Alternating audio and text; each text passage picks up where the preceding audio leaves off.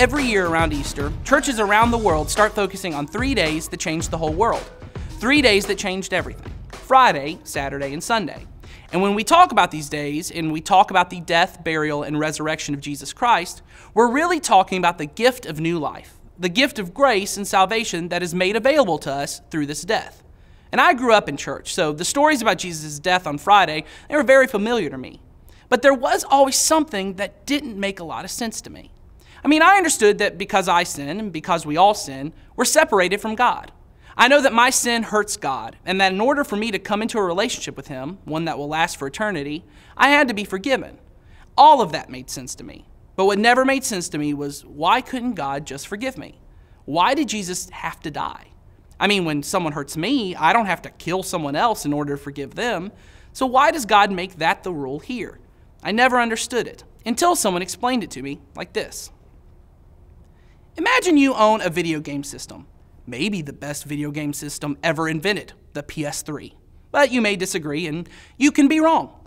You saved up for it, and you worked hard for it, and now you finally own it.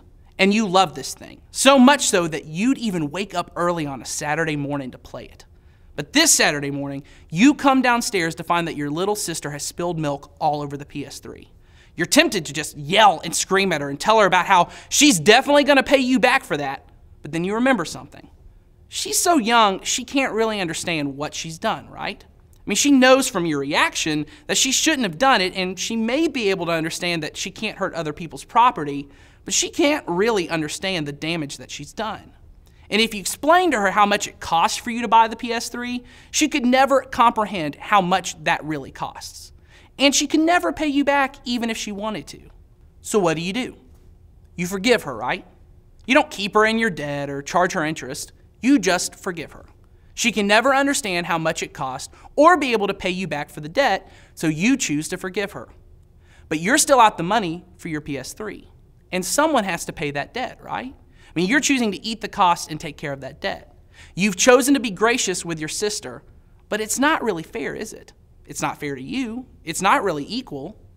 And this is how our sin works with God. Our relationship with God is so valuable, it's priceless. But we sin. We choose other things over God, and we've damaged that relationship. We can understand that we've damaged our relationship, but we can't really understand how much we have, right? We don't know how much our sin costs, and we couldn't pay that price even if we wanted to. The Bible tells us that the price of our sin is death. Well, we can't pay that, and God knows it.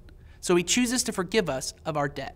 But just as much as God is merciful and gracious, God is also just. Our sin creates a debt with God, a debt that someone had to pay. And because God loves us so much, He couldn't stand the fact that we couldn't be in relationship with Him. So He chose to forgive us of our debt. But in order for justice to be served, in order for things to be equal, someone had to pay the price of our debt.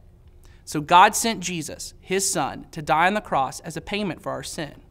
Jesus, who never sinned, never deserved death, took on our sin, took on our punishment, and died for us.